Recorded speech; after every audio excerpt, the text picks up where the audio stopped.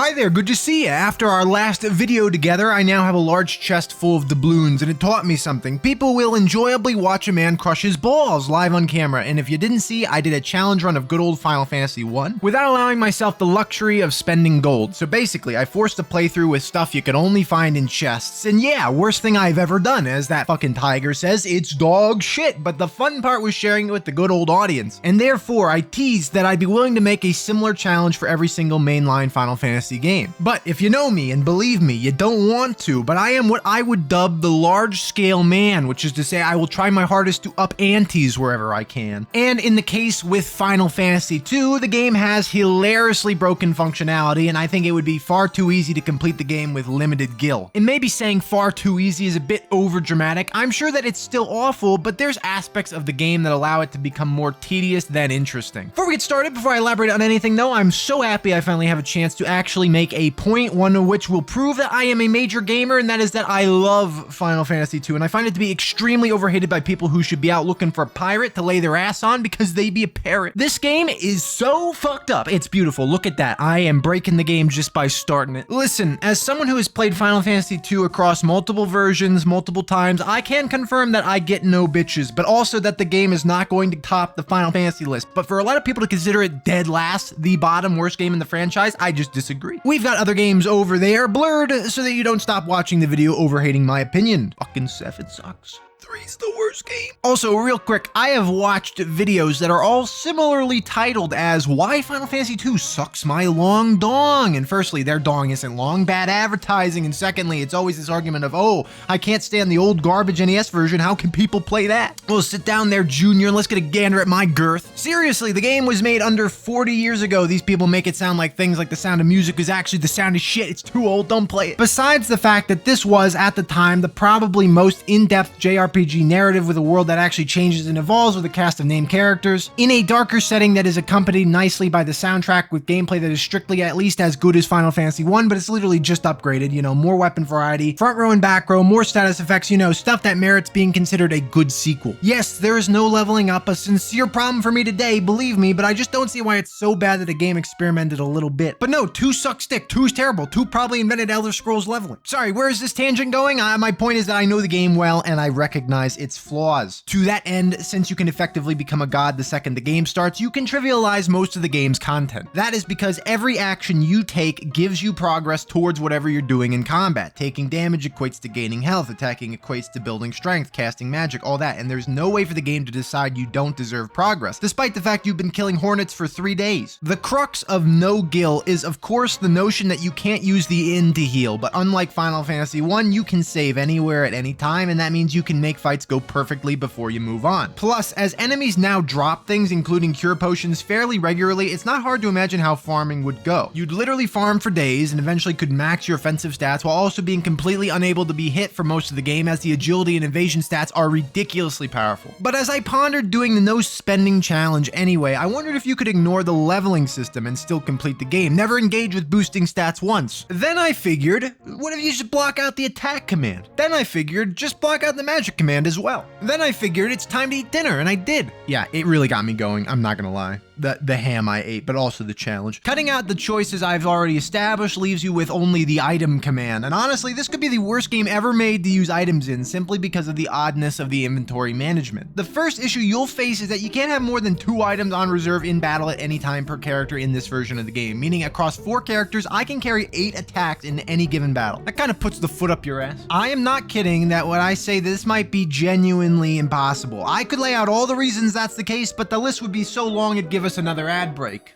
Okay, actually, when you put it like that, from the top, enemies in Final Fantasy 2 have weird mechanics. In many instances are completely unrunnable, with the enemies having huge amounts of health relative to the amount you would deal by throwing a copy of Huckleberry Finn at them. Plus, being only able to have basically a bow and arrow with 2 arrows every fight that I have to manually reload, it's not smooth sailing. Not to mention, you have a maximum inventory of 32 non-stacking item slots in this greatly improved sequel, which is strange because even in the original game, they let you carry 99 of a given thing. Basically, we have axed the progression system. There isn't experience points, there aren't levels, we don't gain anything at all. You are essentially doing the low-level challenge while simultaneously doing the worst offensive strategy possible. You are reliant on never encountering an unrunnable encounter. You have poor reserves. You have to so tediously equip items and attacks the entire game. It actually makes Final Fantasy II as bad as people say. The game where you become 3 to 4 sad orphan children raiding the public library to kill the devil and his armies. It's completely miserable. It has never been completed, especially the NES version. In many ways, I can easily picture why this run is impossible. It's going to be another long haul until I gotta hit up the U-Haul and pack my sorry ass up and move on, but I won't just throw this away in the planning phase. I'm going to go through because the time waste has already happened. The sunk cost has sunk, and I'm too enticed to complete a challenge that's never even been considered, mainly because people aren't complete lunatics. Also, I'm admittedly on the ass end of the dumbass spectrum, so if you spot moments of poor clarity or failure to execute on something perfectly, then you have my absolute praise. Well done. Leave a comment if you do. I don't even care if you shit talk. All your comments equal change in my wallet.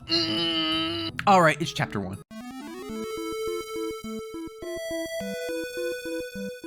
As before, I have sifted through many hours of footage, and I would like you to enjoy the reset counters and the item inventory information to supplement our journey through this land, a land in which evil horsemen ride around and stab you. Detroit has seen better days. When the game starts, though, you begin as Man and 3 others, 2 of which are also Man, normally named Furion, Maria, Guy, and Leon. I oftentimes let my brain shut down and roam around the letters until I feel a magnetic satisfaction with whatever I pick.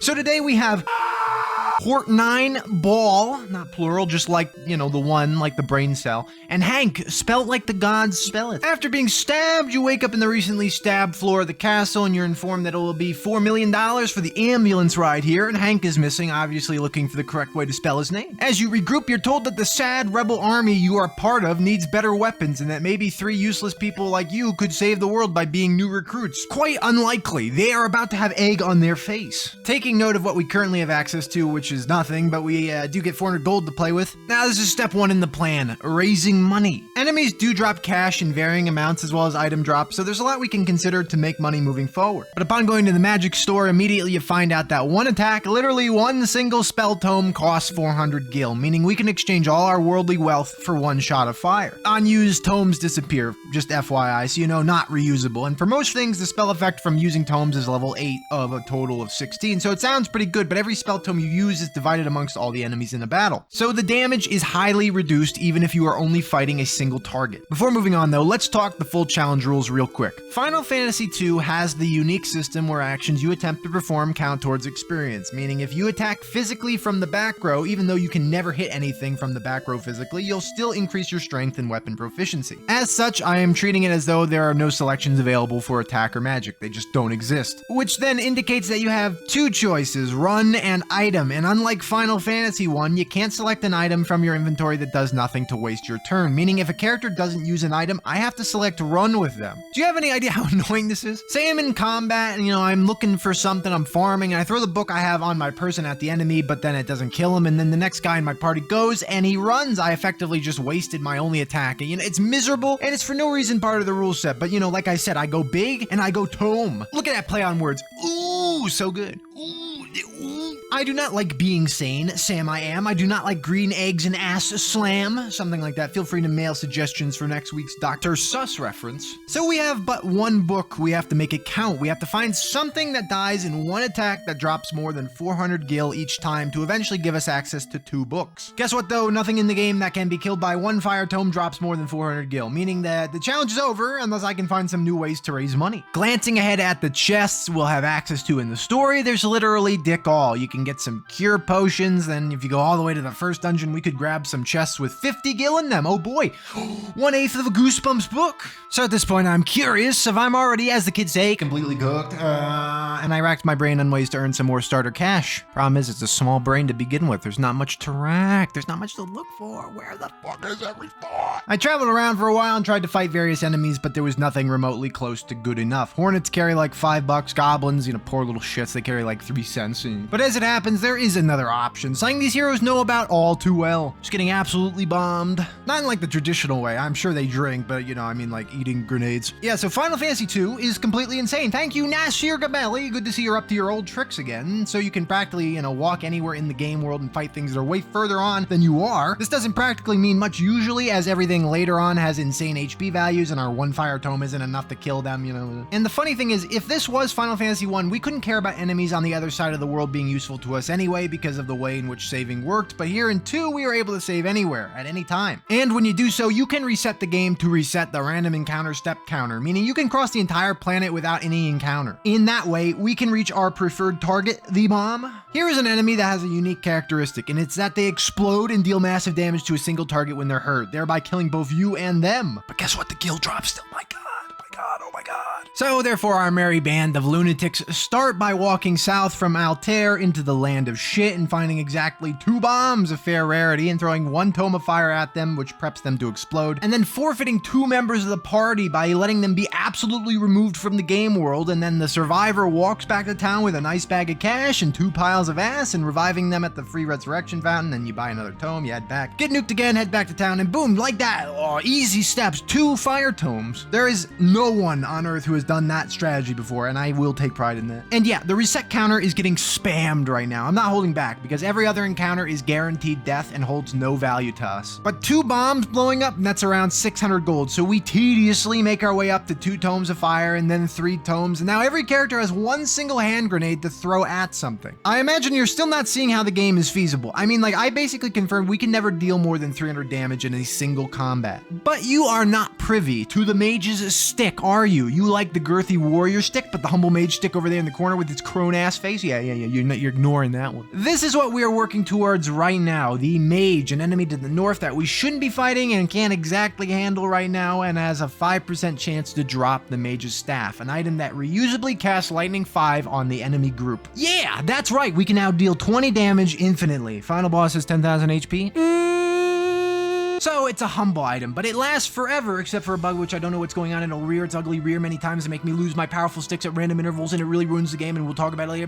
So as soon as I grab one of these, we'll have something to do in every combat, and then I can grab 1 for each character, and we can permanently deal 80 damage around. That doesn't do anything for survivability, but you know, a good offense is a moderately okay defense. It's a bad offense. A bad offense is a fairly shit defense, I agree, so we're fine. That doesn't matter though, we're on the hunt for 2 more. As the mage has 80 HP, we need 2 books and 1 use of the mage's staff to succeed. Unfortunately, these guys also drop insane stuff this early into the game. Power tomes, stun tomes, poison tomes. These are going for, you know, 5,000, 4,000 gil, etc. You know, good sums of money. This is the maker. Chapter 1 is always going to be a mess. It's where I have to explain random things that don't fit anywhere else. So apologies, we're segueing again, but we're playing with the original translation prototype for what would have been released on the NES back in the day. And great Caesar's gooch, this is some of the worst translation I have ever seen. I have a better time reading this in fucking Japanese because I don't know what some of the spells or items actually are. If you are pained by the footage you see, I'll try to help you out and make it easier to follow. In a world so far beyond the horizon, no period, the everlasting peace was about to come to the end. No period. The emperor of fucking Palakia began to conquer the world with the monster. Not with monsters he summoned. 4 ellipses. 4 young from Finn, spelt wrong, lost their families. 4 ellipses. And now trying to escape from the enemy's obstinate pursuers. They spelled obstinate right, but they got Palakia in there. Anyway, back in the game department, this process of farming mages takes a long time, especially with the limited HP we possess. You'd think we could just throw the books and be done with it, but this system doesn't involve giving experience or gaining levels, so my stats aren't exactly being positively influenced. For full clarification, let's now talk about all the stats and which ones I can actually raise. HP, or huge penis, is a stat which we want to make very large and in charge, and is at the threshold for how much damage you can survive, and you gain it by sustaining damage in combat and not dying. That makes it a simple one for us to raise up, but unfortunately I'm at the will of the game to influence this, unlike most players who can opt to target themselves and grind it without the enemies doing anything to them personally. MP, or micro penis, is a stat we don't care about and will remain small and submissive as it is your magic casting potential, and since I can't ever cast magic, the only way it will raise up is if an enemy drains my mana with an attack. Or if I use a little tome called Swap, which swaps your current HP and MP values with a target, and you know, if they have less MP than the caster's starting 5, then you'll gain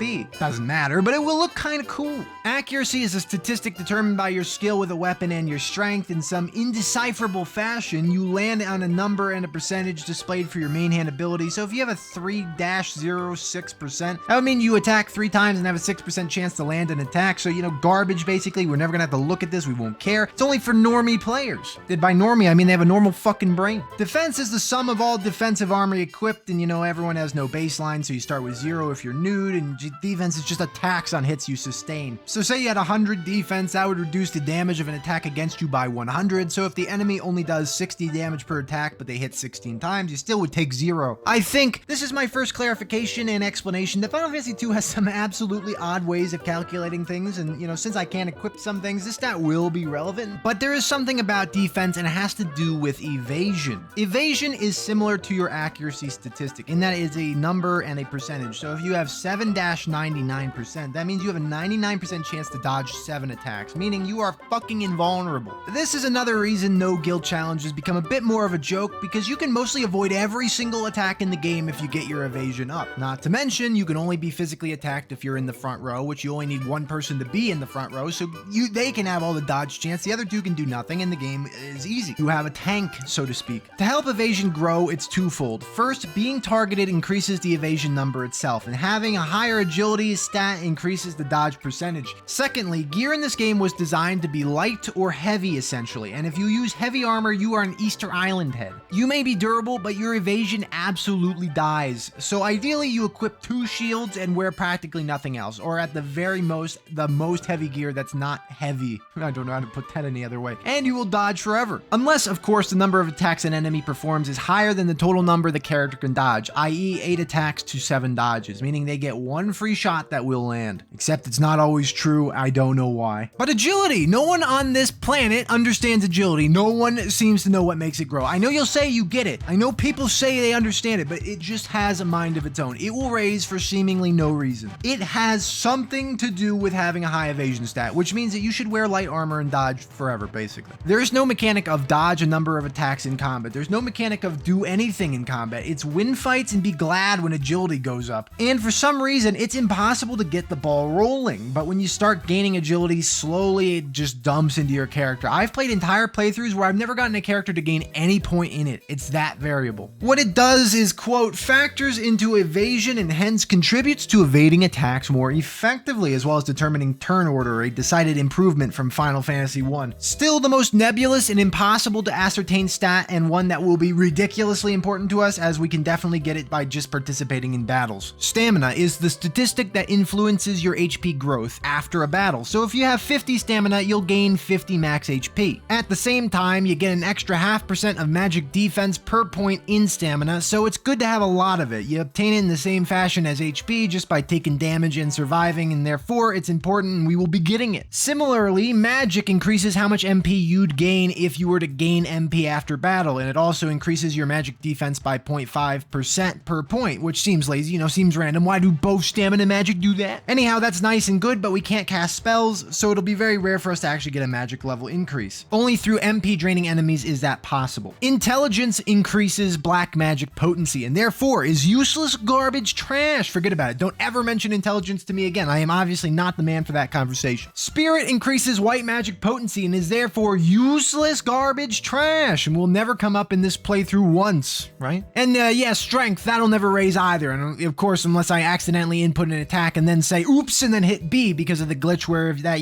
that registers as actually performing the action. So don't worry though, chances are I'll never save a misinput that results in a strength growth gain. Alright, those are our stats. So basically, the short of it is that I can only increase my health, stamina, agility, evasion, and to some extent my magic and MP. Otherwise, we can't really make ourselves much better, but it's fine. We don't rely on our bodies. We are librarians. We throw some fucking books at people. Anyway, the point of all that stat discussion is that I can't take much damage currently, making each fight 50-50 with whether we survive or not. The mages use group hitting AoE magic, and Hort 9 isn't so dense over there. Not like Ball anyway. She's not thick. Not like Ball anyway, and she's dead. Unlike Ball, he's fine. Yeah, getting health to go up is going to be a difficult task. Also, I'll mention this now because I don't think it's documented anywhere on the internet, but you do not have the potential to gain stats if you have a status ailment. So if you're blind, you're not getting fucking health. Very good game. To counteract the difficulty of actually surviving, fortunately, we can just save the game and reload endlessly, but hours of doing this has worn out its welcome welcome. There's a tolerance for losing in video games, and I've tempered mine quite considerably, but we are hundreds of reloads deep, and by now you've noticed how much I'm utilizing the emulator feature of speeding up the gameplay, and here's my formal apology for it being right in your vision this entire run, but honestly, the slowness of the combat on regular speed is horrendous. Final Fantasy II decides to show you in painstaking detail every enemy taking AoE damage. I know the first game did that as well, but it's worse here for some reason. Essentially, I buy 6 tomes of fire or so, run to the area with the mages,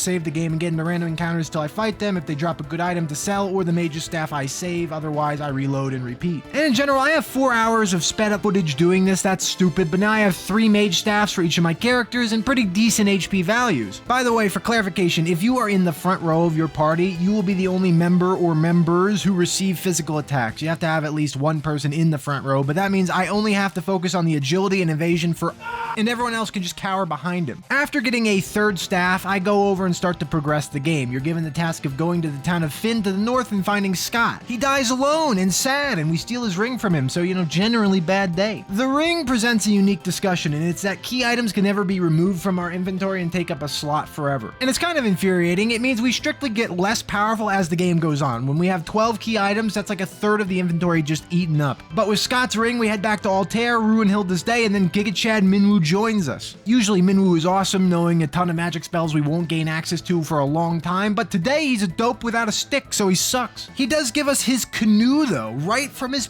pants. This is not a euphemism, which is awesome. It opens up a lot of the world, but we'll get there later. That's all it doesn't matter. I'm bored of doing the mage farming, but I decided to try and get a 4th staff already because I'll need one later, but it's really hard to farm now because Minwoo has to select run all the time and he keeps doing it, wasting the potential to actually gear him up. So I decided to not do this at the moment and instead go forward with the story right now. We are requested to find Mithril, and some bald man would be our best bet for learning where it is. Said bald man is Hosiv and he lives in Salaman, and therefore after a weird and exhausting start to the quest, we enter chapter 2 with actual gameplay.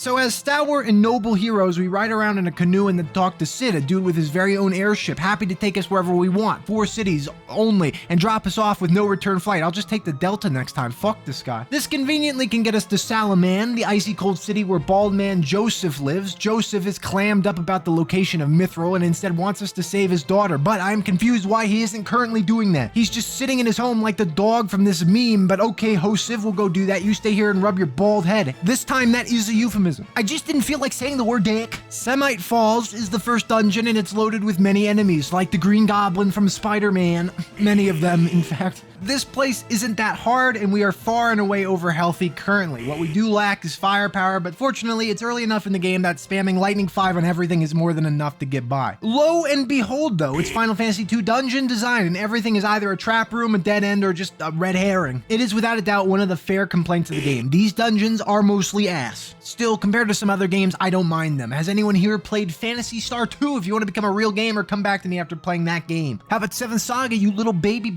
Ultimate Exodus, baby bitch? Anyway, there's actually not a lot to say here. A lot of the enemies are dying easily enough, and we aren't at great risk of dying. Minwoo dies, but to be fair, it's against the optional blue turtle, which deals a fiendish amount of damage and resists lightning, so we literally deal 9 damage around per character. It is pretty awful, but it gives us a teleport tome, which is typically one of the best spells in the game, but not so much for us. Normally it has 2 functions, one being an instant kill spell with really great accuracy in battle, and outside of battle it warps you outside the dungeon. That would be a blessed thing for our purposes, especially later, but you cannot use spell tomes outside of combat. Instead, using the tome makes you try to learn the spell, which means we can't warp outside ever and we have to walk around. Very sad development. The boss for story purposes is not the blue turtle, however, it's the blue man. It's the sergeant, and he's the common enemy later in the game, so yeah, not strong, use the mage's staff and boom, he's dead. We leave the dungeon with everything in tow and one chest full of mithril that'll stop the evil empire, and on the way back we'll talk with Joseph, who says, oh, I'm a dumb fucker, and then we head back to Altair to get on to the next portion of the game. Joseph didn't say that. He said so. I don't even remember. I don't even think I cared. I'm not recording anything. What's all this dirt around me? Once we return, we can give the mithril to the blacksmith and buy new equipment. The only thing I even want is 2 silver shields on everyone, like a makeshift turtle of our own, as having 2 on at once greatly increase your evasion, which is the supposed way to actually gain agility. After selling some stuff, we're looking at 100 200,000 gil and our economy is strong. Hilda claims that while we were away, the Emperor started showing off his new ride, the Dreadnot, which is being finished soon, and this massive airship will soon be dropping cannonballs on our balls, so the new goal is commit massive terrorism. We can do it, I believe in ball. I don't bother resurrecting Minwoo right now because of his stickless ass, making it hard to actually fight things, and head over to see Sid again. Little fair to fly over to Bask as we bask in the massivosity of the Dreadnot, gonna bomb this fucking boat. Inside the town is a bunch of guards we can't talk to and one spy who guards the entrance to the sewers. This dungeon is short and sweet, and it doesn't involve much of anything. For once, it's fairly straightforward, and we wind up and wind around at this dickhead named Borgin, who just says something dumb and leaves. But that's not before Dark Lord tells us to think better and over. I will, Dark Lord, thank you. The two leave and fly away, and for some reason leave the pass necessary to get into the Dreadnot just lying around in another room, so we grab that and leave confused. After a long walk, we're back in our rebel base, and Hilda tasks us with destroying the Dreadnot, but after noticing our wheelbarrow with Minwoo's rotting corpse in it, she removes him from our party and tells us we're assholes and to go see the biggest asshole in the north, Hoshiv, as he might be able to help us get a bell to open a door to get the fire to throw it at the Dreadnot. Final Fantasy 2 plot. Oh yeah, we can just go to the bookstore and buy Fire for Dummies, but you know what, we'll do this. Still, it's back north to see Joseph to get him killed, and I'm still upset I have to report I have not been bothered to get a 4th mage staff yet. With Joseph in tow, we grab a few copies of various tomes in case we want to throw them at people, and head to Semite Falls to grab the snowmobile. It's right at the entrance, hidden by this blue rock, and then we head north to the snowfield and ride our way to the east, entering into the snow cavern. It's snow good in here, let me tell you. Why did I write that? There's not even an ironic joke. That's just, it's snow good in here. Inside is a variety of new enemies, but our mage staff damage output is still hanging in there. I mean, don't get me wrong, my hands are becoming arthritic with copious amounts of down, down, down, A, right, A, repeat 3 times per round, 4 times per combat, and then the rest of it. But you know, we're still moving on. It's still all right. Spoilers, this is soon not going to work out so well. This dungeon's layout is horrendous, by the way, with lots of dead ends and pointless paths. And then there's a bunch of beavers, okay, and ball speak beaver. Me too, buddy. And then the wall opens up and leads to the final room of the dungeon. And then he's upon us, the first real boss of the game, the Garland, the bigger than the average turtle, the Adamantoise. We equipped everyone with an extra fire tome because unfortunately this boss is resistant to lightning damage, making our staffs do an average of 13 damage to this guy's 450 health per use. At that logic, it'll take over 10 rounds to win, and with him bopping me over the head fairly hard, including killing Joseph and dealing 60-ish damage per round to we barely squeeze out a victory, with succumbing to the turtle. Funnily enough, I make a cosmic mistake and walk outside without grabbing the goddess bell because I forgot that you have to talk to a wall to grab it, and by the time I walk outside, I recognize that Joseph is supposed to be killed by now, and I didn't actually trigger the story progression. So I save and walk all the way back through the cavern with only Hortnine and Ball and grab the bell. Now, on your way outside again, you'll see Borgin standing in your way, which prompts the boss fight against him, which is normally a complete joke. He's a pushover with limited health and damage. Yeah, so here's something interesting. With 2 characters limited to only using the mage's staff, Borgin actually possesses a healing ability and mathematically cannot be beaten ever. So I sit here fruitlessly zapping this portly pirate man, and he just screams and drinks some Smirnoff or something, and we can't get him. And eventually he cutlasses my asses, and that's it. First, story-related death. There will be more. Back outside and with 2 dead party members, I have to go back to town and resurrect them, which, you know, leaping ahead was pointless. Joseph gets blinded and dies, and yeah, okay, I get it. He's doomed. The guy has died 3 times before he gets killed. Let's leave his stickless dick behind. And then something happens for the first of many times, and I can't describe what it is, but Hort9 loses her stick. It's just gone for some reason, and you can watch the footage back. She just doesn't have the mage staff randomly after a battle, and it's not in the inventory either. Maybe you'd assume that it only has so many charges, and there's a similar concept in this game with items having a break chance, but this is not one of them. This item should never break. Which, yeah, losing the staff, that's called a reset counter addition. Thank you, random bug. The good news is that Joseph is alive again. Very rare occurrence for him, and we're heading towards the bell for the fuckstieth time. After a full walk back, we're back to where we started. We grab the bell and we get back to Borgin. We start bug zapping him again. This time, the guy just slashes me several times in a row, doesn't heal and dies. Like, you know, I said, easy boss usually. In a fit of anger for ruining his life or something, he decides to crush Joseph with a boulder, which I mean, I guess he didn't do anything to you, but fair enough. Saddened by the fact that we just threw Joseph's already dead body at a boulder to slow it down, we get on his now stolen snowcraft and bounce back to Altair. And now we get to enter another completely routine, easy, and not totally impossible part of the run, Cashwan Keep. It's gonna go smoothly, I can sense it.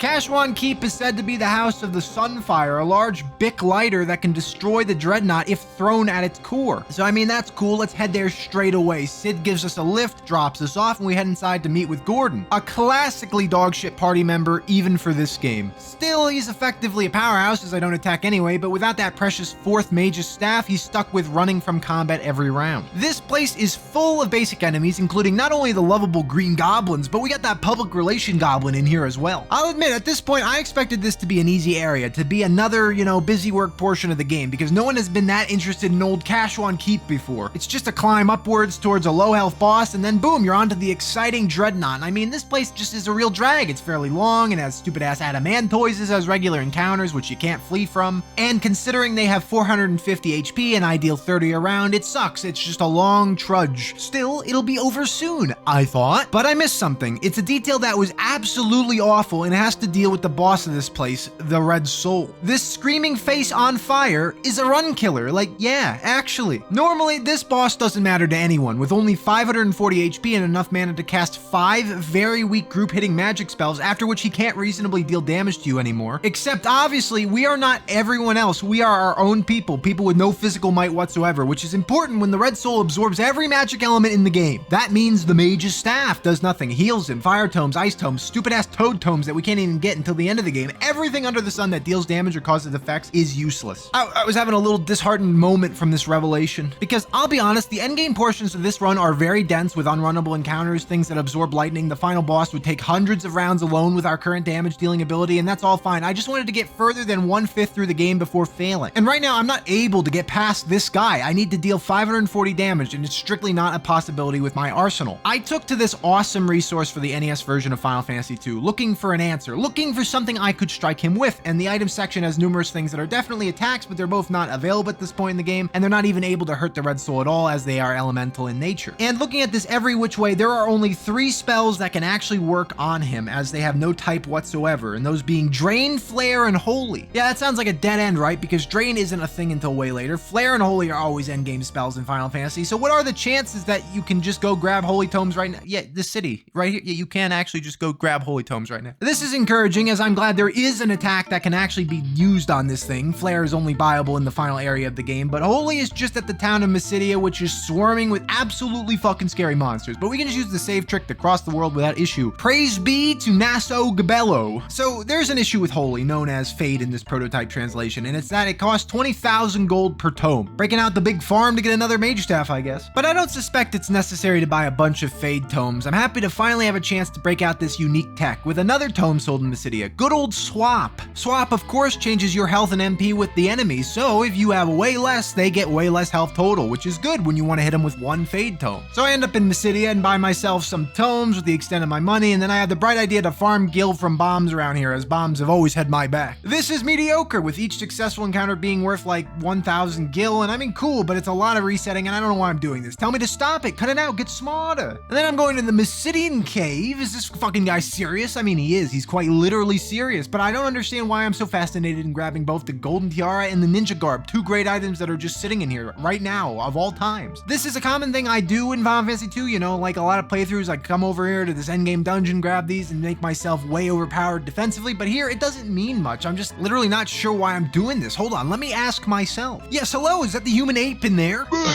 Is there a reason you are doing this random thing right at this moment when there's a Red Soul pushing drugs to children in the local keep? Yeah. Could you elaborate then, please? No. Well, I suppose we'll never know, but here we are, and we have the items, and we're heading back now. Also, it's another good time to show this off, but I lose another mage staff for no reason against these 4 enemies from Super Mario Bros. 2. I literally don't get why this happens, but it's a reset again. Perhaps there is a bug with like a 1 in 256 break rate for everything in the game, but there is no info anywhere online about that, probably because no one has ever had reason to care. That just makes another reason to farm more staffs though, because there's always this random chance in the middle of a dungeon one will just vanish from my hands. Thought for later though. Anyway, now back in the battle with the Red Soul with Swap It in, happy that I get to both utilize some interesting strategies and then I'll be past this particular roadblock. Here we are, throw that book man and absorb. He absorbed the swap. Okay, yeah, hold on a second. You know, I expected that to work, and I need to see why that would not have worked. What does it say here? I figured that'd be a pretty easy win. I see. It didn't work because apparently swap is part of the matter elemental family. Mind and matter are elements. That makes sense to me. Earth, wind, fire, matter, and mind. I don't mind that shit. Nope. That's some fucking nonsense, Nasir. I wasn't even aware of that. Mind and matter. Interesting typing. It contains a lot of spells, so, you know, they're all useless. The list of our possibilities just shrank heinously. Because I was planning for anything difficult in this game to be me throwing a swap tome at it and then hitting it for like 100 damage and boom, I won the game. So we're stuck only using Fade now, and since we can only bring 8 of these bad boys into battle, we will need 160,000 gil to make that a reality, so it's a good time to go and look for that mage staff again and get some extra money while we're at it. Not that the staffs are proving helpful right now, but maybe they'll work later on things again instead of this run-killing asshole. At the current point though, I hate to say I can't see a way to beat this boss. He has 540 HP and my initial tests show that Fade Tomes when thrown deal about 50 damage. What a great endgame spell. 50 times 8 is 400. 400 being not 540. Thank you, first grade. I knew you'd help one day. Means that we lose and the game is over. I'll see you later. No, not just yet. Let's not give up because I like to take things to greater and further realms. Bigger heights. Taller cliffs. This game is jank. I feel like there's got to be a hidden secret on how to defeat this enemy somehow. And that was my next concept. The Red Soul is actually an enemy, with him appearing later many times. This is like the wizards from the first game. They begin their life as an ass plunderer and later they became an ass sucker. For now, since it's an enemy, the resource I'm looking at has a fear percentage listed, so let's take a goblin to explain this. Inherently, the goblin has a 10% chance to flee, and that moves up to 50% if your party HP total is 1286 or above. The formula is base run chance is increased by 1% for every 32 HP the party has in excess of the total of all monsters present. Programming stuff. Essentially, at 2,886 party health, the goblin should flee 100% of the time. The Red Soul also has a value listed, and I assume this is here on this website for a reason. I don't know why or how this guy put this info together, because in the making of this challenge run, I went everywhere on the internet and I found only this resource for the NES version and a complete Japanese website that has probably existed since the mid 1800s. So I'm working with what I've got. The base fear chance for the Red Soul is minus 85% with a 50% chance of happening at 4,860 party HP. That's such good news. It's like an actual concept. We get that much health and the boss just runs away. That is something that happens in the first game. Even the final boss can be made to flee. So I'm thinking if I grind my health to ridiculous proportions, we can maybe make him just flee. The only thing is, how in Sam hell am I supposed to actually farm HP when I have a party of 4 people with moderate to severe arthritis preventing the usage of their bodies? Because normally I would just beat the shit out of each other. Now I have to find a way to take an increasing amount of damage and still win the fight. Don't forget, I have to actually complete the battle to get the increase. I can't just run away. And all we've got are these child-friendly electric creating devices that deal 10 damage. I figured 2 things. Let's get that 4th mage staff so we can actually put Garden into the garden. Let's put Garden into my house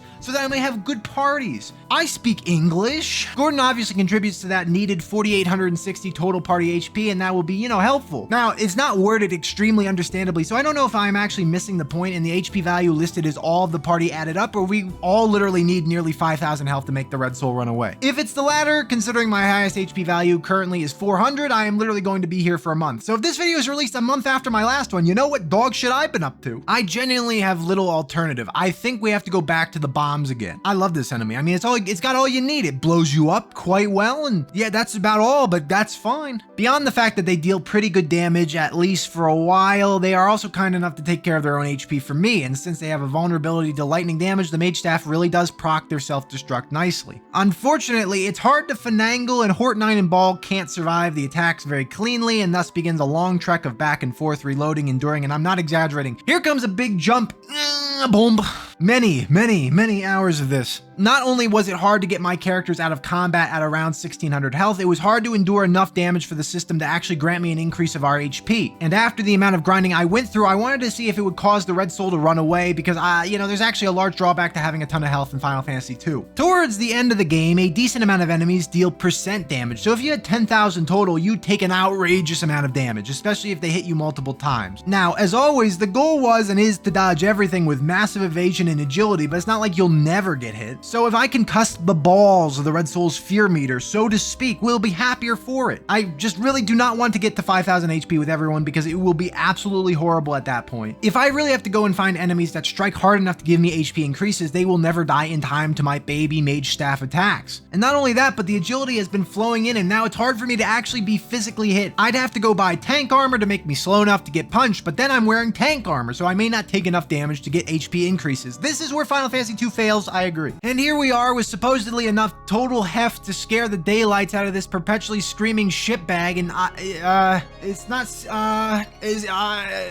work please? I run, and even with a dead guy in the Red Soul, and he, feels nothing except malice over his Dormammuing of me, where I can't kill him, he can't kill me, and we just exist in this battle eternally. The game is over. For this run, maybe. It was just bad luck. I'll try again. I come back after grinding a bit more health, because really, a bit took a bunch of time, and yeah, still standing tall. Website is fucking wrong. I think there must be a hidden conditional to running in Final Fantasy II where a flag has to be true when you enter a battle to allow for the enemy to flee. The flee chance is just a number, but it's uncertain if they will run because goblins who should always flee with the health I have don't always flee, meaning there is some kind of secret. And maybe for scripted encounters, unlike the first game, these bosses cannot run away. I decide to get Gordon some more health to bring up the party average and to get back to farming mages again, who end up dropping several mage staffs, giving me a backup in case I lose one to that bug that deletes items. That's happy. I love that. Yay. Yay, I can play the game if I can get past Red Soul. It never works. I even make a save state in front of the Red Soul because it takes like 9 minutes to climb up here to try this each time, but I just wanted to see if RNG was dicking me, but no, it was just Nasir Gabelli. So we're back to the drawing board, and honestly, we're running out of options. So far, I have tried fighting him heads up using a strange exploit-esque mechanic, buying a spell that I'm not intended to have, and nothing has gotten close. I suppose let's start by taking complete inventory of what we can use for the rest of the game, because maybe there's some salvation somewhere. Maybe some random trash would be randomly the key to victory. Two future items of the Wind Flute and the Gaia's Drum are amazing, despite having a break chance of 20% and 5% respectively, but they cast Cyclone 13 and Earthquake 10, both of which would deal massive damage. Apparently though, Cyclone is the mind element. Someone didn't have a mind making that decision, and Earthquake is matter, so both don't matter and we move on. But that's about it. There's a few elemental items, but yeah, elemental. There's status curing stuff. That doesn't really mean anything. There's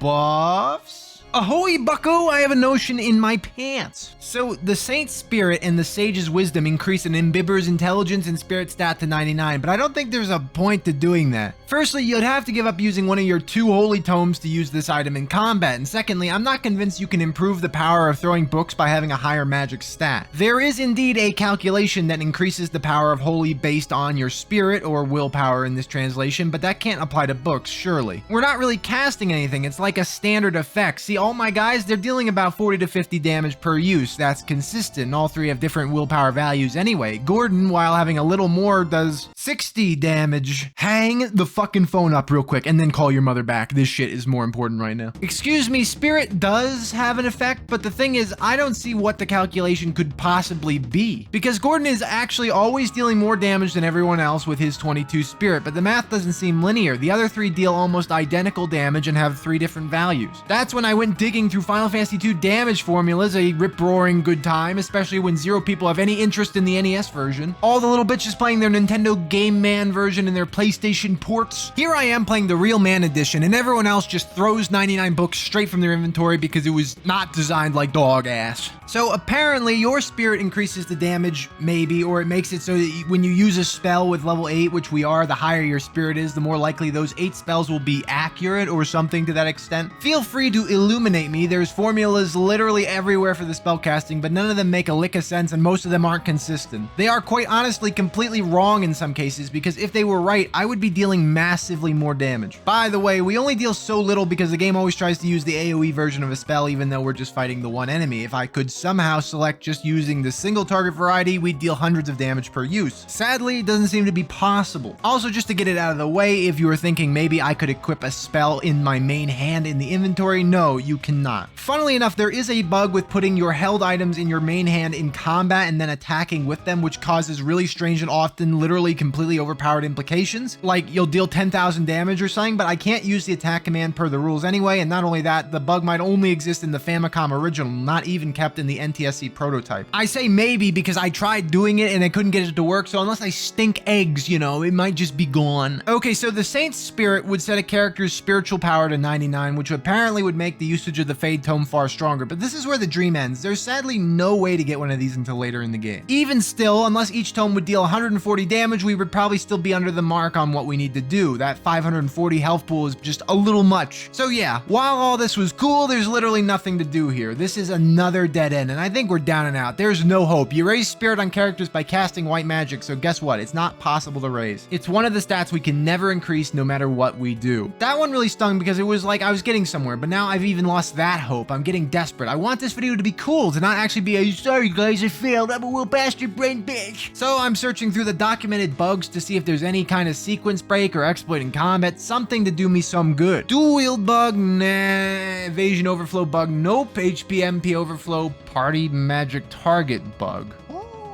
Let's see, this says the party magic target bug is a bug, found in the NES version of Final Fantasy II. Generally, the game denotes target everyone with the number 8 internally, though the number also gets used for determining magic defense progress. However, due to this bug, Furion's spirit stat is increased while nobody else gains magic defense. Holy shit. Is that real? Is that honestly real? There's a bug that specifically makes spirit rise when it's not supposed to raise, and it's the one thing I need right now to make the Fade Tome I'm not supposed to get actually work on the boss that is immune to everything. Are you fucking kidding me? I am actually so happy that A, this bug affects Furion, and B, this bug increases spirit, not black magic power, and C, spirit does actually increase the power of throwing books at people. The only negative is this now represents a secondary, disturbing, long, sickening grind, as I still don't know what the spirit stat influence is or how high I'll need to get it, but it does something, so we have hope again. The best targets for this bug to work are mages and wizard ogres, who both cast group-hitting magic spells all the time. Sadly though, with my health values being so high, things are actually now running away, which is hilarious. I have ruined this bug's potential. Still, every time you take a group-hitting magic spell, spirit can randomly increase, and sure enough, it works. Is getting more holy by the day, just by being burned and frozen by a large blue ogre. This reminds me how much I miss Grogers. Now I have a long haul ahead of me, and I think this is again best suited with a little ooh ah bam. There we go. Holy shit, look at that number go up. I reset anytime I don't get either mages or with ogres, and as time goes on, not only are the enemies running away hard to deal with, but I stop gaining points for like half an hour of gameplay. Afterwards, randomly gaining 5 points and then no more for a long time, and I cannot lie, between our Final Fantasy 1 challenge and this one, this is the most exhaustingly boring grind I've ever done. It's hours of me hoping music, podcasts, a good ham sandwich, anything will keep my brain flowing and feeling good as I repeat the same inputs hundreds of times. All the while learning quirks like the chance to gain spirit even happens if the enemy dies before they cast the spell, because it just checks that you were targeted, not hit by the spell. Or that the spirit damage increases are kind of like breakpoints, maybe being every 10, but sometimes seeming like you need 20 points before you're getting more damage. I stop every so often to check the damage progression, that's how I know. And we slowly but surely deal 60, 70, 80, 90, and finally 100 damage per tome. If deals 200 to the Red Soul by himself, the others will deal maybe 100 to 120-ish, which is slightly too low still. Which is bad news, because now I have 80 fucking spirit. We get up to 90 spirit and head into Cashwan Keep for what is the last time. Either we win or we are never coming back to this heinous run. At the boss, I throw my first tome and it deals 100 damage and I feel worried, but then the second tome connects and it deals 127. I go, the crowd goes wild, Gordon tosses his book, and it's snuffed out. The Red Soul dies, and we win by burning books like true heroes do. Gee whiz, wasn't that fun? That was, I would say, our first of 3 major hurdles. Yeah, good, nice. Yeah, chapter 4.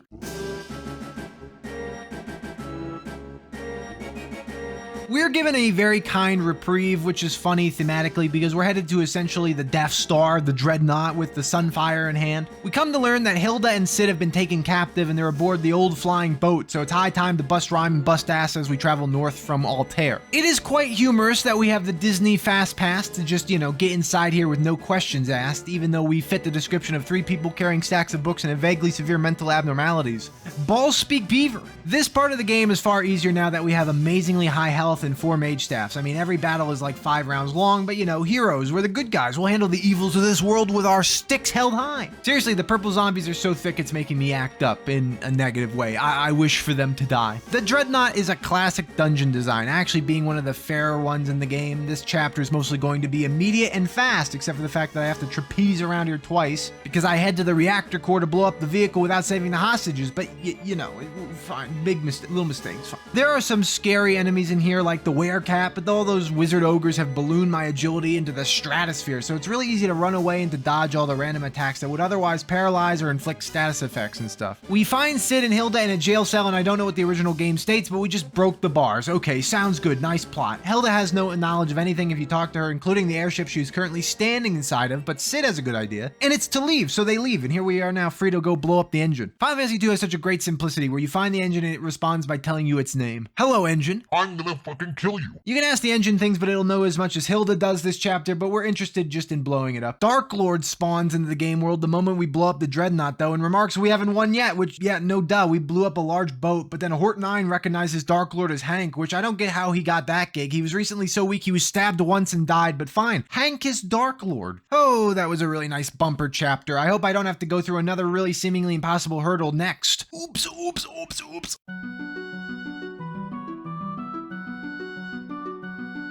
Back in Altair, the king, yes, the king, I knew he existed, is on his deathbed and describes two objectives we need to take care of. First, Mingwu should go get Ultima, named Xtal, okay. The legendary spell of infinite destiny, can't wait to throw that book at someone. And secondly, we should go recruit the Dragoons to our cause. The Dragoons live on an island far away, and to reach it, we'll need a boat. Sid can't fly there because he's an asshole. Or let's just say that it's windy, really scares him from traveling anywhere that isn't 30 blocks away. This world is tiny, by the way. This is like the last corner of the planet I have not been to yet. To get there, we commission a boat from Sketchy Sketch, and guess what? Fat pirates. Who couldn't have seen that coming? We shoot them to death, and Leela, the captain, basically says, well, that sucks, and we decide these terrible pirates with no power should join our cause, and here we go. We have another party member. At this point, I should also mention I forgot to unequip Gordon as he left our party after destroying the Dreadnot, and he stole my mage's staff, which is annoying. The good news is that he rejoins briefly later, and I'll rip it out of his princely white-haired ass hands then. Leela isn't that interesting, but to be fair, no one is in this game, especially with my rules, but it's fine. We now have our own boat. We travel all the way to the island of Deist, and once we enter the castle, we meet Bobby. I don't know what kind of fucking name that is for a fantasy world, but I also don't know why we know his name anyway, but he's a dragoon child, one of the last ones around. Bobby and his mother Bobette explain that the dragon is in the nearby room and it's the last of its kind and will soon die because the Empire attacked and shit on everything. It's no good, depressing situation. They will soon give us a big ass egg and instruct us to fry it in some oil and add some salt and enjoy it for dinner. You know, that's what Ball heard at least, but what we actually must do first is go into the Deist cavern and deposit the egg into the healing spring. Sorry though, I jumped the gun. You actually need to go get the pendant in the cave first to talk to the dragon to get the egg plot going. So I head there, and this is where the game practically ends being practically completable. The Deist cavern is home to yellow souls, and like their shithead relative, they cannot be run from and absorb every single element. Yeah, they're now random encounters, and this place is very big. Not only them, but another unrunnable encounter is the green giant. The green giant! Oh shit, no way! The green giant has some bitchin' corn, but also has a million health and resists lightning, so they take forever to kill, which is a real drag when I have to go from a 2-minute hyperspeed finger breaking fight into a group of yellow souls, and that's it, soft lock. After several attempts where I can't even get anywhere, I decide to head to the other dungeon we now have to complete, the tropical island. Inside is a black mask, but we have no idea why we need it, but we're in an RPG, steal everything. But the nice fact is that this dungeon is far easier than the Deist cavern. Deist,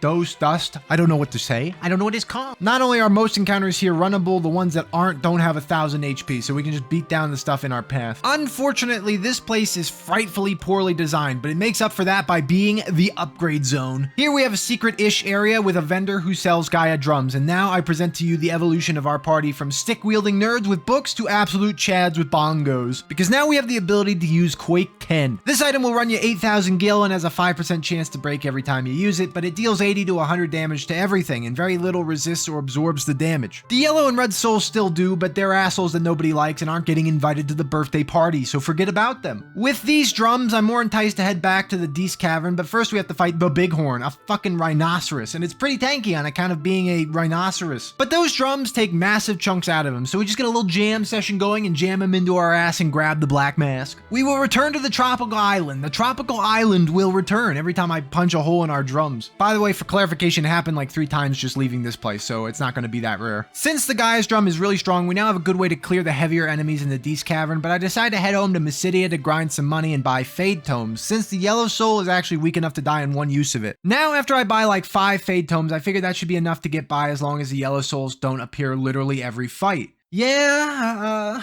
This dungeon is without a doubt the hardest one up to this point, and it's funny, in the first game it was simply that we couldn't survive anything in most encounters. In this one, I just can't kill anything. If my drums break, I'm back to using the mage's stick, and that takes all day. If I run into yellow souls with no fade tomes equipped, then that's it, soft locked again. Dozens and dozens of resets later, running up and down, we finally get to the bottom of this 5-floor dungeon and fight the boss, a random number of basic Chimera enemies. Okay, Final Fantasy II needed some more unique bosses, that's another problem. These guys are easy enough, but by this point I'm running low on my bongo supply. I can't afford or hold that many of them, and therefore I need to make a dungeon go by faster than usual because I will run out of attacks. That reminds me, I also didn't read or care about what Bobette said, so I didn't get the pendant, I didn't get the egg, and you need the egg to make this trek I've done worth it. So how's everyone doing? Enjoying the video? Can I get you a snack? I got my dick in my pants right here. I decided to try walking out of here, and on my way I grabbed the pendant I was supposed to get first, and then I sprint to the exit save and grab the egg. So yeah, okay, now the dungeon is ready to be done. Well, if I got lucky once, I can get lucky again, just over and around, this way, that way, punch drums, kill enemies, playing the game, having fun. Okay, egg in the water, and we start leaving over this way, first floor, just over the horizon we can leave, and literally the last fucking space in the dungeon, it's yellow souls. I have no fade tomes. I hate this. You cannot see this footage and say that isn't the worst suck out you've ever seen. I mean, that's like getting on the green on a par 5 with one stroke, and then Tiger Fucker hits a hole in one, and you lose, and everyone makes fun of you, and the audience begins becoming screaming fiery yellow cocksuckers who scream in yellow and are immune to all things and isn't afraid of anything. Did it really have to be unrunnable? I mean, why is this thing in the game? What fun is this adding if you're just a spellcaster? Yeah, I have ran through here so many times just to get the yellow souls 3 times in a row, just to get the egg dropped off and run out of fade tomes, and yeah, I should go and get some more, but the tedium of farming the inputs, goodness gracious, if I had an input counter, it'd be like 14 fucktillion. I'm actually calcifying from sitting here, hitting things, running, B button, mage staff, drum broke, equip new drum, bitch. And that's the gameplay, basically. I finished, yeah, I did it, good for me. I also complete the dungeon. This is the first of several instances where I spent far longer than expected doing a relatively easy part of the game, and I just hope I can get a break for a moment before dealing with more of this. It's chapter 6 time.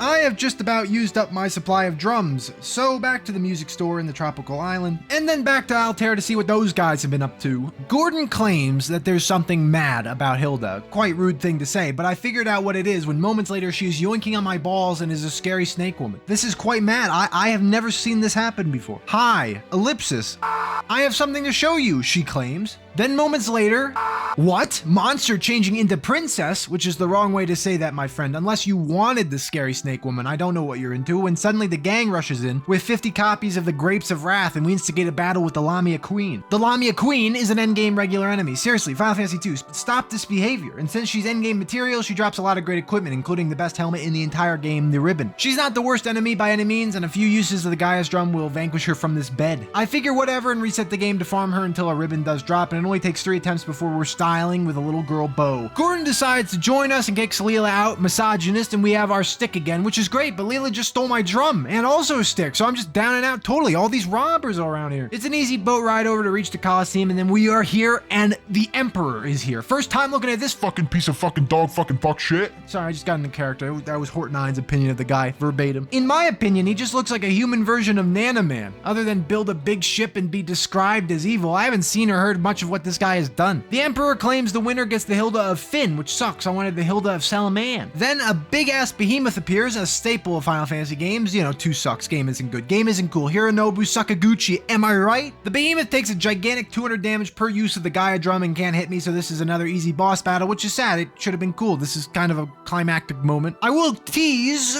we will have a cool and climactic boss battle if it's even feasible to get to it. We will see. Teaser. We'll see. I don't know. Teaser. Afterwards, the Emperor says, what kind of weak shit was that? And throws us in jail, which might be the lamest cutscene for ever being put in jail, because firstly, we just killed the behemoth by playing the drums, and secondly, if they can jail us rebels, why aren't they not killing us? All for Paul to punch a single guard and blow up the bars with his massive aura, and we're out. This area is strange because there's only 1 floor with enemies, and there's a lot of awful ones on that floor. The thing is, it sucks to communicate this via video, but unlike the first game, we don't care about anything's strength. Reason being, most things can't physically hit me, and everything that uses magic wasn't designed to deal 1,000 damage. This is a logistics challenge, and logistically, we've made some some great strides. The drums, the staffs, the fade tomes to deal with low HP enemies that we can't run from. You know, it's great. It will cease. So we save Hilda quite simply, and then we just leave like that. Anywho, after that debacle, there's now a tent on the overworld with some rebels inside ready to retake Castle Finn, which sure sounds good. You bring the trumpets, I've got the drums. And drums the boss Gatos, I sure do. He's a blue guy, uses some magic, I lay a sick beat and start beating on him, and that's Castle Finn liberated. It was just him guarding it. Not very exciting moment for what should have been, honestly. At this point, I feel like it's just an easy march to the end. I mean, we have reset thousands of times. There's not much left I can expect to be insane. I've got plans. What could possibly cause me an issue?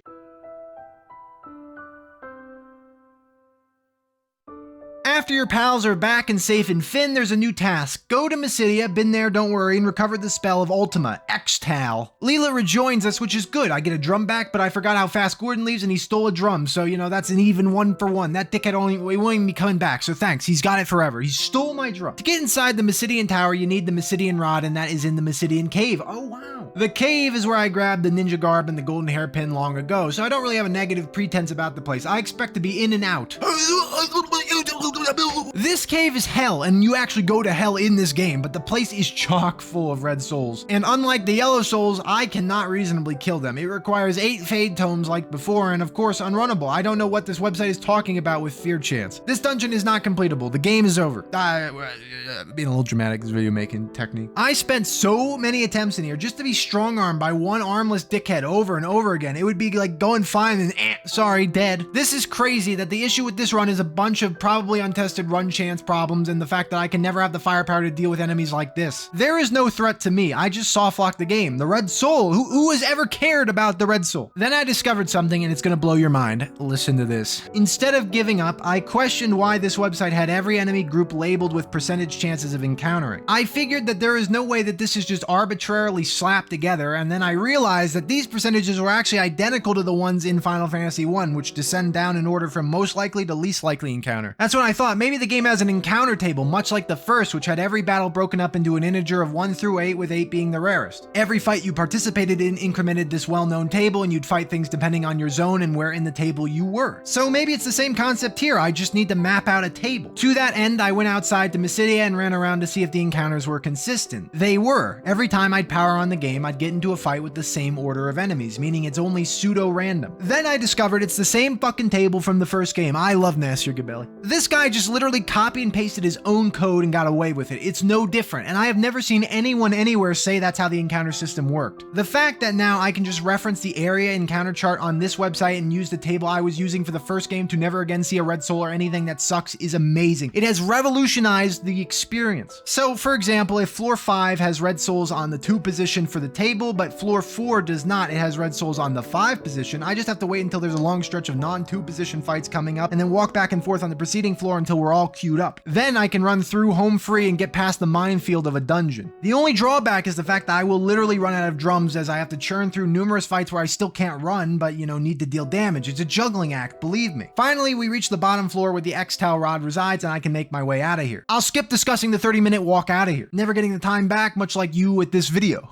Now we have access to the Mysidian Tower, but before you're able to get there, you have to be swallowed by Leviathan, where you'll lose Leela and gain Rickard. I actually don't know what this guy's name is supposed to be. I'm not actually going to Google anything. It's just what you're used to. His name is Edward today. I'm positive that is wrong. Anyhow, he's here, as all these random people are, because apparently there's a gap sale on the Extal rod, and everyone has one. Leviathan just guards the only entrance and loves Rod, apparently, so in order to get out of here, we have to kill a random boss. I'm eaten. You can't typically say that one. The boss is Monster Landworm inside the Ocean Beast Landworm. Final Fantasy II worst game in the series by far. This guy takes 200 damage from Quake and misses everything, and that means the game is easy peasy dick squeezy, and we just leave here. Once outside, you have the freedom to progress to one of the hardest dungeons in the game, the Mysidian Tower.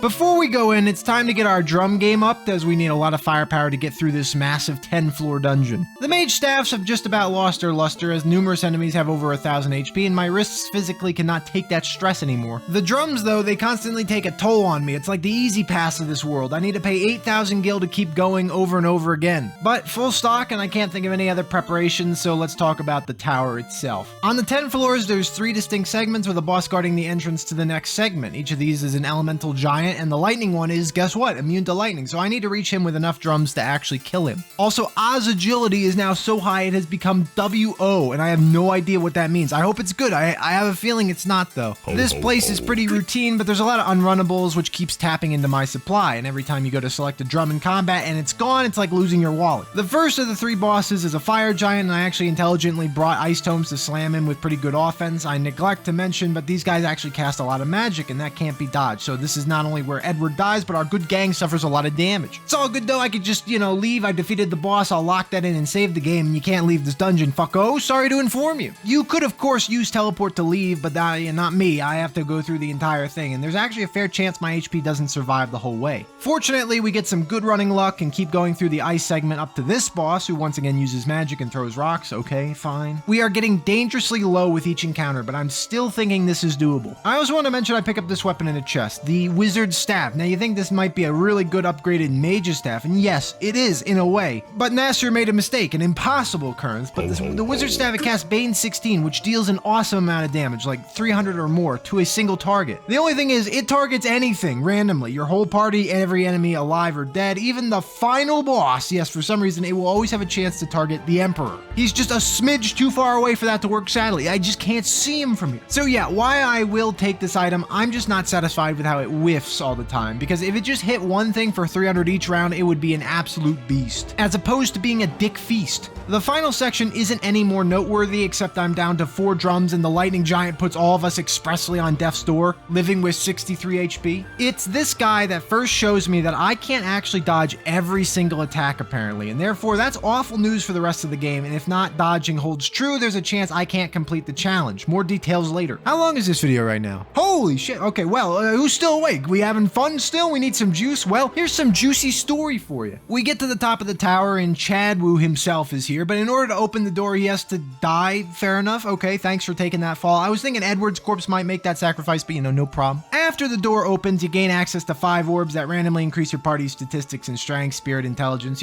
all that good stuff, and you gain the Extal Tome. Can't wait to throw that at the Emperor. Now that we're done here, we get to warp outside directly, and the overworld is now completely changed with much scarier monsters roaming the surface. So yeah, happy times ahead.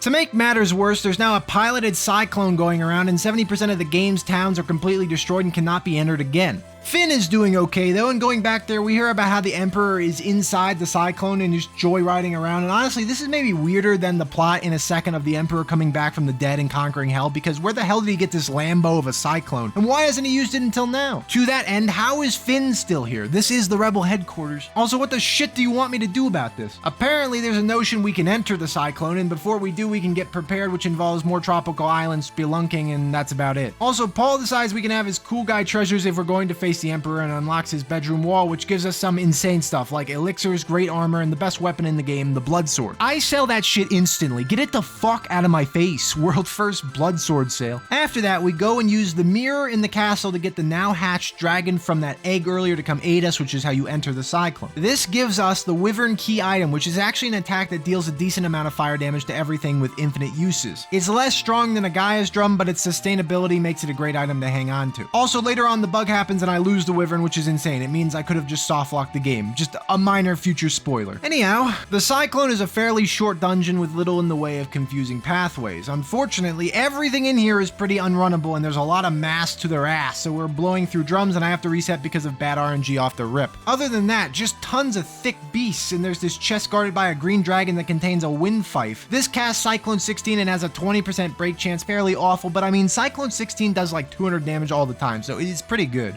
We got the drums, we got the flute, we got the whole band coming up the stairs now. The green dragon is surprisingly not that scary and just misses a lot and has 3000 HP, so yeah, it's a battle and a half, but we make it. Then after this drum busting session, we're at the Emperor, the big bad, and he releases some wooden horsemen at us and they miss a lot and die. Scary! 2 waves of that just to be face to face with the Emperor himself, and for what is proposed as the final boss, he's a complete joke, save for the fact he's pulling a Borgin and using elixirs on himself, making this take longer than I actually can afford. Otherwise, he's a complete pushover who deals 20 damage with lightning sometimes and misses otherwise. After we kill him, we instantly leave, go back to Finn, and it's celebration time. People spawn in and start dancing, and we just stand there like, what the fuck? Then the best line of all time is when some random guy runs in and says, "Sirs, Hank the Dark Lord became the ellipsis emperor," and ellipsis. How awful. War again. What should we do? Hank? His name is fucking Hank?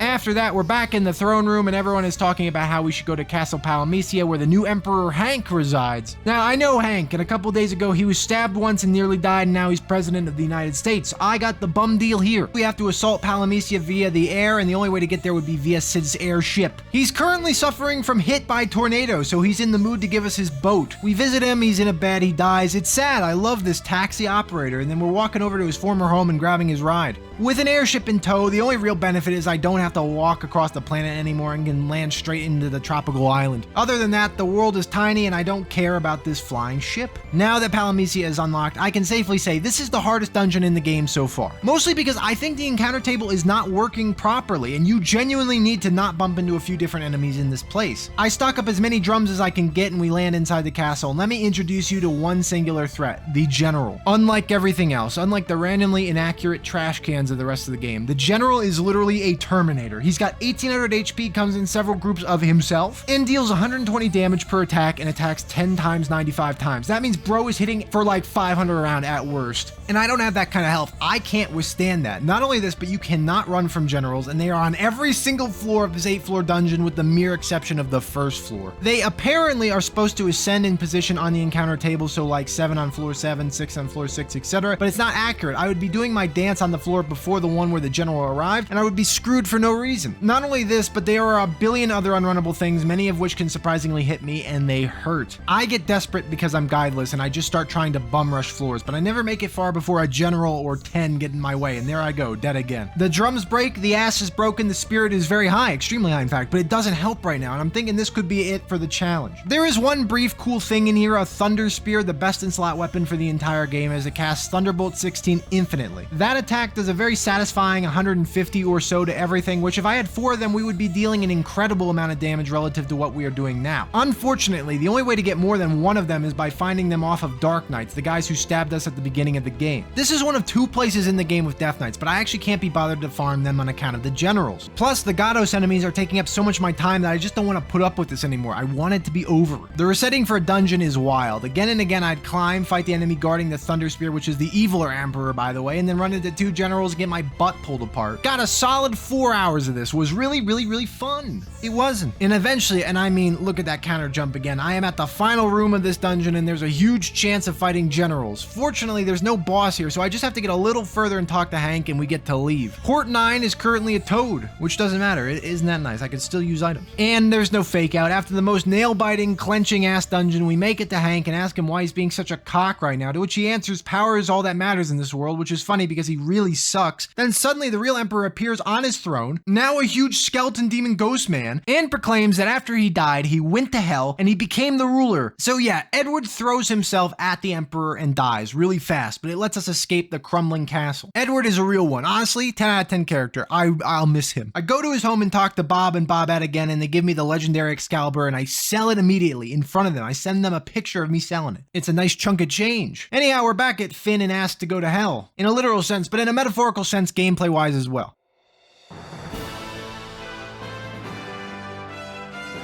This is the final part of the game, and it might finally be time to hang it up. I've said it like 10 times, but really, it's getting bad. Here is how this all goes and what we have to face. The Emperor is the final boss and the only thing left to defeat to actually complete the game. He has 10,000 health and has a lot of moves, the worst one being his fist that leeches HP. Yeah, he drains when he punches. That means that pretty much seals the deal on this being able to be done unless I can make him miss 100% of the time, and if the generals are punching me accurately, I assume that he'll be a similar headache. And his damage is percentage based, so if he hits for 600 every round, that's a wild number of drum plays. And guess what? He absorbs the drum damage as it counts as the matter element. GG, thank you for playing. Well, I am not one to shrink away from a challenge. I still have those mage staffs, and they aren't absorbed, they just get resisted. So I deal about 9 damage per use. Fucked.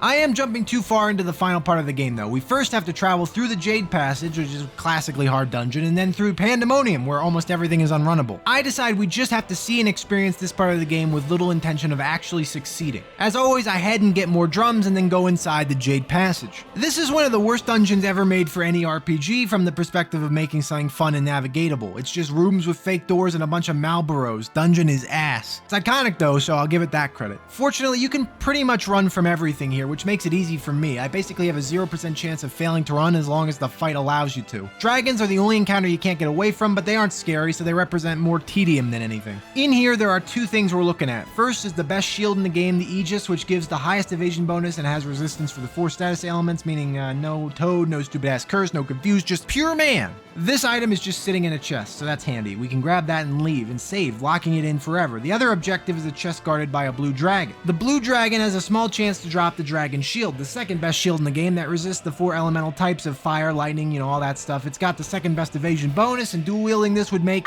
so incredibly hard to hit or affect with anything. Sadly, the one guarding this chest is the only one in the game prior to Pandemonium, and here's why that matters. Like the Midian Tower, I can never leave the final dungeon. There is no teleporter back to the Jade Passage, which means it's all or nothing. It's really unfortunate because the Dark Knights who drop the Thunder Spear are plentiful in Pandemonium, and they don't exist anywhere else in the game now. I would love to get a Thunder Spear for all my characters to quintuple the damage of my party, but the only way that's going to happen is if I farm them all with the express knowledge I'll never save that progress. So I muddle around for a few attempts and get annoyed that the blue dragon doesn't drop dick and head to Pandemonium for a first attempt just to see how it all goes. This dungeon is crawling with enemies that suck, like Lamia Queens, Dark Knights, Elemental Giants, Gatos, anything you can't flee from and has huge health pools. It's not helpful that the dungeon is absolutely massive, but at least there's no boss or need to detour before reaching the final boss. The Thunder Giant is back. I hate this guy. He's immune to Thunder Spear damage. After a long walk, I make my way into the final boss's room, and here he is, the absolute monster himself, the only boss this game kind of has, and what a singular challenge he ends up being. This is without a doubt the hardest encounter in the game. The Emperor casts several spells, some of which are pointless, but is more privy to using Starfall and Flare 16, both doing way too much damage for us to handle. Flare hits one target for like 800, not good news, while Starfall hits the entire party for around 300. Both are typeless, so you cannot realistically reduce the damage they deal even with magic defense. We go at him with our weapons and okay, yeah. Alright. Yes. Quake heals him, obviously, so the Mage's Staff is the next best thing for 2 of our party members, which deals 10 damage at best per round. The Thunder Spear does around 60 and the Wyvern does 30-ish. So at the rate of about 100 damage per round, it would take 100 rounds to chew through his 10,000 HP, and say he used 50 rounds of Starfall, that would be 15,000 damage inflicted to all of us. Didn't know the Emperor was that kind of guy? Didn't know he wasn't fucking around? Yeah, this is a fairly awful discovery. Even with 4 Thunder Spears, we would deal about 250 a round, so it would take about 40 rounds to succeed. But that's not including the very real possibility that we get physically hit once, which heals him for however much he does. There is a bug with the Emperor, imagine that, but you can, in normal circumstances, one-shot him by casting Wall on him, a defensive ability that for some reason gets rid of the spell matter immunity, and then you cast Toad, an instant kill spell. Sadly, even this cheese is too fresh for us, as I cannot cast Wall on him. I can certainly bring a Wall Tome into battle, but that would cast it on myself, eliminating the possibility of screwing him over. I try again just to check something and throw the Ultima Book at him. It does 30 damage. Worth dying for? I have some concepts in mind, but in practice none of them work well. I have an Osmos Tome, which drains MP from a target, and it lands on him regularly, but I have not been able to determine if he runs out of mana. I know he can, I have seen footage of it, but it might take like 25 casts of Osmos. Besides, it's lucky I even have this one tome on me, as there's nowhere to buy them in the game. I got it as a rare drop from a Superman sorcerer. I think about all the available spell tomes that could negatively impact the Emperor, but the glorious truth is that I only get one shot of any of them. So I shouldn't lean too hard onto the idea. I should focus on desperately trying to do the math on how to survive just doing straight up DPS. And straight up DPS is going to involve those Thunder Spears, so I'm gonna have to farm. By the way, there's an item called the Holy Lance in the Jade Passageway, and it casts Holy 16. That's right, it's just massively strong. No bug on its targeting, nothing resists Holy, so why wouldn't I use that? It's a freebie. The break chance of Holy Lance is 100%. This is a peak block of my cock. Basically, all that I'm gonna be able to save is getting the Dragon Shield and getting better HP values. I try like 9 times on the shield, and I reset a bunch and I hate it, so you know what, forget it, I don't want it. Then I waste an hour and a half farming inside Pandemonium, where I do end up getting a Thunder Spear on all 4 of my characters, and then I walk slowly back towards the Emperor. And then we don't even get there to see how that fight would have gone. I am given 3 Thunder Giants in a row, and I run out of patience, life, and decide this is probably just not worth trying, especially especially with only 3 people. To me, it becomes apparent I am trying to scam my way past the final boss. I can't survive more than 7 Starfall uses, so even with full Thunder Spear offense, I'm not approaching this correctly. I need to get more health. The thing is, at this point, I can't be physically hit by most enemies in the game, so how am I going to farm HP? I could use tank armor to let them hit me, but then yeah, we've been over this. I would take less damage. Besides, I now have the means and the ability to make that grind far easier, and it's through swap tomes. These cost 8,000 per use, and they guarantee a full increase to my stamina, HP, magic, and MP, as I will be taking my entire health and mana pool and replacing it with that of a goblin. Basically, buy tomes in Mysidia and then fly over to Anti-Semite Falls to grind. That's how I plan to get massive health to survive the massive amount of AoE we have to endure. Problem is the notion of farming money, because 8,000 times 4 per combat for each of my characters to swap equates to 32,000 for only like 70 HP growth per fight. So to gain 7,000 health, that would take 100 times 32,000, so 3.2 million gil needed. I have like 25,000 right now. The good news is that with the enemies changing on the overworld directly outside of Fynn is sorcerers, and these blue mages drop amazing spell tomes like Haste, Toad, Rub, Thank You, I Will, and each of them sell for a lot of money. So I'm just farming here, selling tomes, buying tomes, and soon the world is at woe with how much book I do throw, and I'll be, for the last time, saving the trouble of watching the many hours I had to do this, but there it is, full power achieved. Before my really proper attempt, I stupidly get amped up and rush to go at the final boss without a planned setup, and I feel overly confident in my health pool and don't bother farming the Thunder Spears, which is a stupid ass idea in retrospect. The fight goes long and reveals a few things which prove to be interesting. The Mage's Staff is not coming, it's awful. Dealing under a 2-digit number is not going to help. We need the Thunder Spear. The Wizard Staff, funnily enough, ends up being the only thing that Hank has that can be used to deal damage, and I have to say, if this thing worked the way it should, the game would be beautiful. I use it like 10 times, and most of the time it would hit Paul and ends up killing him, but the 4 or so times I hit the Emperor, it dealt like 300 damage. That would be unreal, if only it worked correctly. I could still entertain the idea of using it, as it is without a doubt the strongest attack I could ever probably hit him with, but it will be a last resort. Finally, I am sad to say, but the Emperor is actually able to physically land attacks on me for about 500 damage a strike. That means due to his life leech mechanic, I lose about 2 full rounds every time he hits me. That is known as a losing position. Still, I dodge more than I don't, so it's whatever. Try and hit me with that stick. I'm gonna show you my Thunder Stick. Ooh. I now have to decide what to bring into the final battle, and I go for a defensive strategy, since as long as I dodge enough times, I should be able to win. To that end, I give everyone an elixir, the first time I've ever actually cared to have this item on me. It's a full heal in the battle, which doubles our health pool and will be a great help. I have some cute idea with Hort 9 and Ball using these potions to boost their magic stat to 99 for the battle, because each point of stamina and magic gives you 0.5% magic defense, and that sounds like it would help, but since the damage the Emperor deals is typeless, it doesn't do anything. Thank you very much. Then it's time to farm for our 4 Thunder Spears one last time, and I hate everything about this. Boring battles, which do result in a full stack of gear, including some more ribbons, which is nice, you know, I'll take it. By the way, in the course of doing this, the Wyvern vanishes from my hands, which is really curious, because if you can lose the Wyvern in combat, does that mean you can literally soft lock the game if you don't have the key item that lets you into the Cyclone? Someone feel like figuring that out for me and reporting back? I'd love to hear it. It just requires playing Final Fantasy II most of the way, and I know everybody loves doing that. Then we get back to the last room, have an encounter one step away from the Emperor, and I nearly shit a brick, because if it was a Thunder Giant, I would have soft locked the game again, as I already took off all my drums. But it's a loser Ice Giant, so it's fine. This final battle is the culmination of trying everything you can possibly do in Final Fantasy II. Items no one cares about, mechanics that are ignored, grinding that's never intended, in a way that's completely broken. All of this to allow us to stand here and zap him over and over. We certainly take our licks, especially from Starfall, and I do end up getting punched, which sucks. Curse on Hank reduces his damage by a lot, making the stick deal 20 damage instead of 60, and then to make matters terribly worse, Hort 9's Thunder Spear breaks, with that bug occurring one last time. We started by dealing 240 a round, and now we're dealing 160, so our damage is strained, and any physical attacks will greatly diminish my chances of winning. I full heal my party with elixirs and keep going. I was initially counting how much damage I was dealing, but I got exhausted and lost focus, so I have no idea where we are. It got to the point where I just had no confidence this is actually gonna work, like maybe he's regenerating in the background. Hank dies, our health is dwindling, and now it's just